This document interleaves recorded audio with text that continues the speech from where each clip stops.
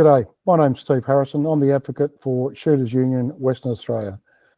Shooters Union Western Australia has a membership in the many hundreds, and we are very pleased to be a part of the formal process moving forward in respect of the current Firearms Act review. Shooters Union haven't had a particularly successful history of communicating with government. However, in recent times, as a result of applying to the Minister himself, this is Rhys Whitby, we were referred to as Senior Policy Officer Matt Dixon. Now, Matt has been in his role for quite a while, and he's indicated that the Minister's office is struggling to pull together reference points within the shooting community in WA, and he's added Shooters Union to the list of reference points. So we are now in direct communication with the Minister through his office, and particularly Matt Dixon, his Senior Policy Officer.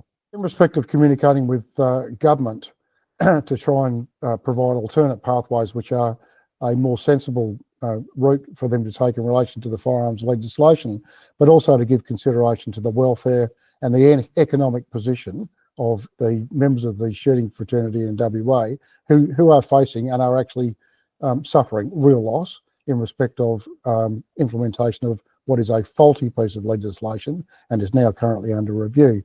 So I put forward in February 2025 to the Liberal Party direct pre-election the following. I said it would be good policy if they won government, or they encourage government to grandfather all existing firearms licences, put all existing firearm licences into a renewal cycle with no future changes to their respective conditions. Also, establish a 6-month moratorium on licence applications to allow a full review and rewrite of the Act and regulations with emergency provisions for application approvals just in case, and embrace a full public consultation process inclusive of the Law Reform Commission Firearms Act of 2016 project, and also referencing Augusto Zimmerman, who was a commissioner of that particular commission. And 5, at implementation, move all new applications for firearms into the new revised system. So if government had, they could pick this up and run with this now. We've got the current review, which submissions will close on the 2nd of July. That essentially is sitting within that 6-month moratorium and licence applications to allow a full review, but it's only a 3-month process, and we don't know necessarily what's going to come out at the end of that. Embrace a full public consultation process inclusive of the Law Reform Commission's Firearms Act 2016 project outcomes. I think it's important to bring this back to a baseline. This is not about what a single member of the Labor government wanted. It's about how we can make this a manageable proposition in respect of licensing within our community. That's what it is all about. Okay, so on the flip side and in the positive zone of implementing the first 5 actions that I've outlined to you, we have to look at the positive outcomes that can occur from that. So for instance, if we get a freeze on current movement and actions by WAPOL through legislation, if we stop that now, the actual cost of implementing that stop has a zero cost initiative. It doesn't cost anything to simply pull the handbrake on. The other good thing about it is that it will instantly reduce the anxiety currently being experienced by all WA firearm licence owners. And I know that there are 2 main causes for anxiety here. The first is, that's apart from the system itself, the first is getting access to properties and being supported in your licensing behaviours. But the other one is having to struggle with this ridiculous portal that's now been found to be incomplete, and something that will not be complete until sometime mid-2026. So it's ridiculous to even think that we should keep moving that forward. So anxiety is a big one. It's causing a lot of stress in our community, and we need to try and find a way to reduce it, and government has the key to that.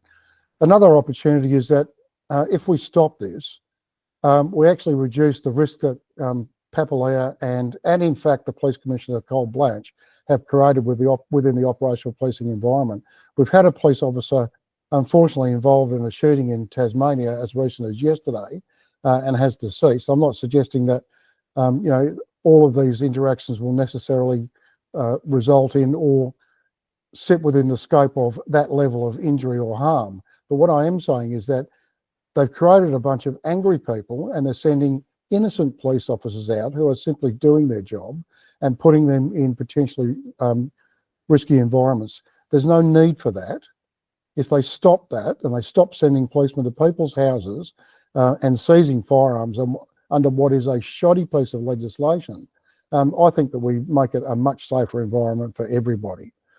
The other one, and I think a substantial one, is they've committed tens of millions of dollars to this firearm reform.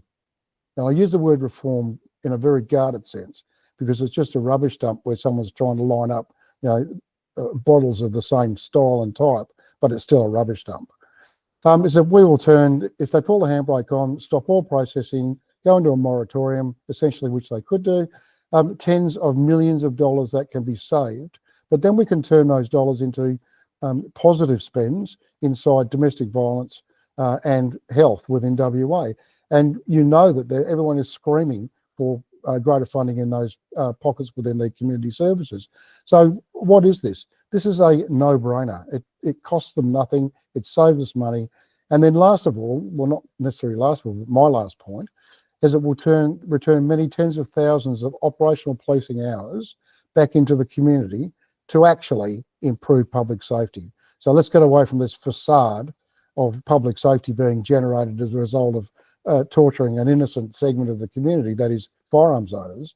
And now we've got a situation where we can revert those police hours that would have been otherwise wasted on a shoddy process and push them into real public safety. So we can go and get criminals, we can protect old ladies, we can stop robbery from occurring, and on it goes. So, it's just a no-brainer. One more job, if you have a list of things to do, can you jot this one down?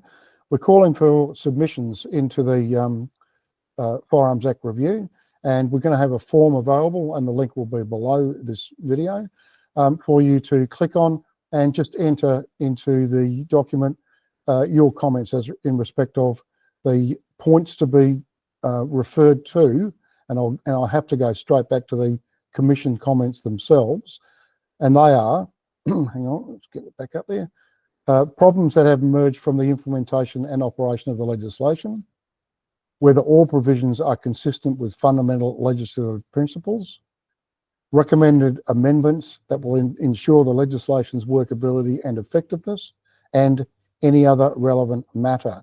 Now, you can address all or one of those items. So I suggest you take your most significant problem and you convert that into a submission that fits within the parameters of those three guidelines.